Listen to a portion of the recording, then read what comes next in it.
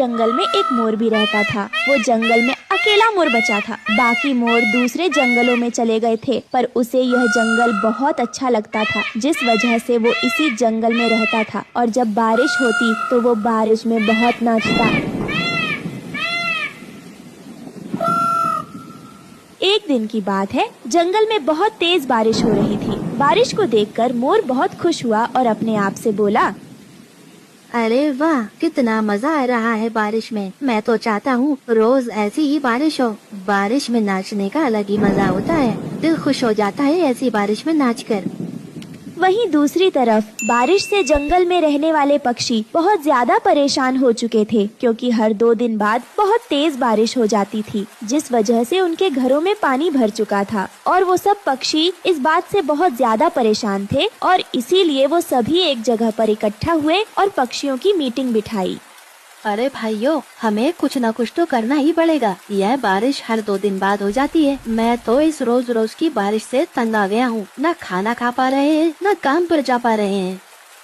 कालू भैया, कह तो तुम बिल्कुल ठीक रहे हो, पर हम पक्षी इन सब में क्या कर सकते हैं। ये बारिश करना हमारे हाथ में थोड़ी है, ये तो बादलों का काम होता है। हाँ रानो चिड़िया, तुम बिल्कुल सही कह रही हो। इसलिए अगर हमें ये सब रोकना है तो हमें बादलों से बात करनी चाहिए। बादलों से बात करनी चाहिए कि वो इतनी बरसात ना करें, क्योंकि इस तरह तो हमारा जंगल नदी में बदल जाएगा। अरे रानू बहन, कालू, ये सब बादलों का दोष नहीं है, बल्कि इसमें मोर भी शामिल है। क्या मोर? मैं कुछ समझी नहीं हरिया भैया, मोर कैसे? अरे जब वो नाचता है तभी तो पानी बरसता है। अगर वो नाचे ना तो पानी भी नहीं बरसेगा। अच्छा, तो ऐसी बात है। तो हम लोग मोर से बात करते हैं और उन्हें समझाएंगे कि अगर उसे यहाँ रहना है तो नाचना छोड़ दे, वरना उसे ये जंगल छोड़कर जाना होगा। और यह कहकर कालू कौवा और हरिया तोता मोर के पास पहुँच जाते हैं। उन दोनों को देखकर मोर बहुत खुश हुआ। अरे भाइयों, क्या बात है? तुम लोग मेरे पास क्यों आए हो? सुनो मोर, हम तुमसे ये कहने आए हैं कि तुम नाचा मत करो, क्योंकि तुम्हारे नाचने से हमें बहुत परेशानी होती है।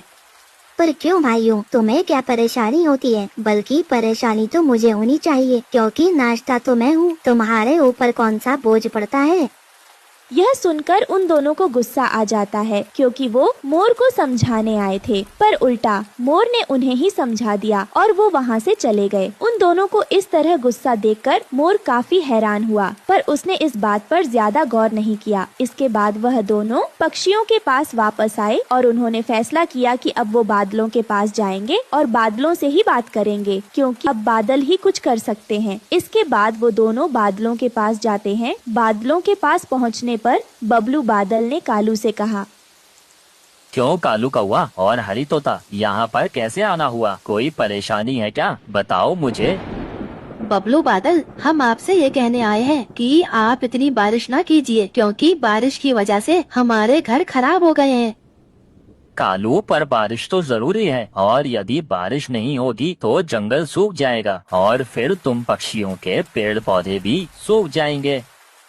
हमें कुछ नहीं पता बबलू बादल, बस तुम बारिश मत करो, क्योंकि बारिश की वजह से हमें बहुत परेशानियां झेलनी पड़ रही हैं। हमने मोर से भी मना किया है, अब वो नाचेगा नहीं। पर मुझे तो उसका नाचना बहुत ही अच्छा लगता है, और वैसे भी वो मेरा बहुत अच्छा दोस्त है। अच्छा, तो मोर तुम्हारा बहुत अच्छा दोस्त है। ठीक है, तो हम चलते हैं, बस हमारे ऊपर थोड़ी मेहरबानी कीजिए। फिर कालू और हरिया तोता वहाँ से चले आए। धीरे धीरे समय गुजर रहा था, पर बारिश रुकने का नाम ही नहीं ले रही थी। वहीं दूसरी तरफ मोर बहुत खुश था। एक दिन की बात है, बहुत तेज बारिश हो रही थी। तभी पक्षी फिर से इकट्ठा हुए और कालू कौवा ने पक्षियों से कहा, पक्षियों, अगर बारिश रोकनी है तो हमें जंगल से मोर को निकालना ही पड़ेगा, तभी बारिश बंद होगी। कालू, ये तुम क्या कह रहे हो? मोर के जाने से बारिश क्यों बंद होगी? क्योंकि उन बादलों ने मुझे बताया था कि मोर उसका बहुत अच्छा दोस्त है, और अगर वो चला गया तो वो बादल भी उसके साथ चले जाएंगे। इसलिए हमें इस जंगल से मोर को निकालना चाहिए। कालू, ये तुम लोग गलत कर रहे हो। अगर वो चला गया तो फिर बारिश कभी भी नहीं होगी, और यदि बारिश नहीं हुई तो फिर हमारे पेड़ पौधे हरे कैसे रहेंगे? वैसे भी बारिश के मौसम में तो बारिश होती ही है। तुम लोग इतना परेशान मत हो। सुनो रानो चिड़िया, तुम उस मोर की तरफदारी कर रही हो। अगर तुमने ज्यादा उसकी हिमायत ली तो हम तुम्हें भी इस जंगल से निकाल देंगे। यह सुनकर रानो चिड़िया शांत हो जाती है, क्योंकि उसके पास कोई दूसरा घर नहीं था। वो इस जंगल को छोड़कर नहीं जाना चाहती थी, पर उसे पता था अगर मोर चला गया तो फिर जंगल पर आफत टूट पड़ेगी। फिर वो सब पक्षी मोर के पास गए और कालू ने मोर से कहा, मोर, अब तुम हमारे जंगल को छोड़कर चले जाओ। क्यों? ये जंगल मेरा भी है, मैं इस जंगल को छोड़कर नहीं जाऊंगा। नहीं, यह जंगल हमारा है। वैसे भी तुम्हारे सारे साथी मोर यहाँ से चले गए हैं, तुम भी उन्हीं के पास जाओ, और यदि नहीं गए तो हम तुम्हें धक्के मारकर निकाल देंगे। यह तुम अच्छा नहीं कर रहे हो, यह जंगल सभी पक्षियों का है। बस मोर, बस, अब और नहीं, तुम हमें मत बताओ, बस तुम यहाँ से चले जाओ।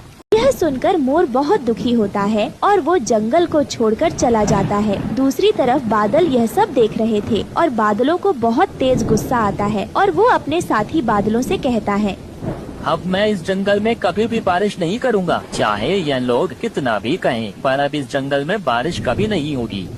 धीरे धीरे समय गुजर रहा था। मोर के जाने के बाद बारिश भी बंद हो चुकी थी। अब सभी पक्षी बहुत खुश थे और वो आराम से अपनी जिंदगी गुजार रहे थे। समय तेजी से गुजर रहा था। 1 साल कब बीत गया उन्हें पता ही नहीं लगा और गर्मियाँ बहुत तेज पड़ने लगी। गर्मियों की वजह से सभी पक्षी बहुत ज्यादा परेशान हुए, क्योंकि पानी की कमी होने लगी। पेड़ पौधे भी सूखने लगे, पर बारिश अभी तक नहीं हुई। फिर सभी पक्षी फिर से इकट्ठा हुए। अरे भाइयों, बारिश क्यों नहीं हो रही है? अब तो पूरा 1 साल हो गया है। कालू, अब तुम लोग बारिश की क्यों चिंता कर रहे हो? वैसे बारिश तुम्हारी वजह से ही तो बंद हुई है। यह तुम क्या कह रही हो रानो चिड़िया? तुम्हारा दिमाग तो सही है ना? हाँ, मेरा दिमाग तो बिल्कुल सही है, पर तुम लोगों का दिमाग खराब हो गया था, जिस वजह से तुमने जंगल से मोर को निकाल दिया। तो क्या हुआ? अगर मोर चला गया तो क्या बारिश नहीं होगी? नहीं होगी। लगता है तुम लोग भूल गए हो पुरानी बातें। ये सुनकर सभी पक्षियों को पुरानी बातें याद आ जाती हैं और उन्हें एहसास होता है कि उन्होंने मोर को इसीलिए निकाला था कि बारिश ना। फिर वो पक्षी रानो चिड़िया से माफी मांगते हैं। पक्षियों, मुझसे माफी मांगने से कोई फायदा नहीं। हमें मोर के पास चलना चाहिए और उससे माफी मांगनी चाहिए। उसके बाद वो सभी पक्षी मोर के पास गए और कालू कौवे ने मोर से माफी मांगी। हमें माफ कर दो मोर, हमने तुम्हारी बहुत बेइज्जती की थी और तुम्हें जंगल से भी निकाल दिया, पर तुम हमारे साथ चलो, क्योंकि हमारे जंगल में बारिश नहीं हो रही है, जिसकी वजह से हम पक्षियों को बड़ी मुश्किलों का सामना करना पड़ रहा है। मैं नहीं जाऊंगा, तुम लोगों ने मुझे बहुत बेइज्जत किया था। हमें माफ कर दो मोर भाई, तुम चाहे हमें कोई भी सजा दे दो, पर तुम हमारे साथ चलो हमारे जंगल। हम पक्षियों को तुम्हारी जरूरत है, तुम ही हमें इस परेशानी से बचा सकते हो। ठीक है, मैं तुम लोगों के साथ चलता हूँ। लगता है तुम्हें अपने किए पर पछतावा हो रहा है। फिर मोर उन पक्षियों के साथ उनके जंगल चला गया और जंगल में जाकर नाचने लगा। मोर को खुश देखकर बादलों ने फिर से बरसात कर दी, जिसे देखकर सभी पक्षी बहुत खुश हो जाते हैं और वो सब पक्षी भी मोर के साथ नाचने लगते हैं, जिसे देखकर बादल बहुत खुश हो रहे थे और झमाझम बरसात कर रहे थे। तो दोस्तों, हमें इस कहानी से ये सीख मिलती है कि हमें कभी भी किसी के साथ बुरा नहीं करना चाहिए, क्योंकि अगर आप किसी के साथ बुरा करते हैं तो आपके साथ भी बुरा ही होता है। हमारी कहानी को लाइक करें, कमेंट करके अपनी राय हमें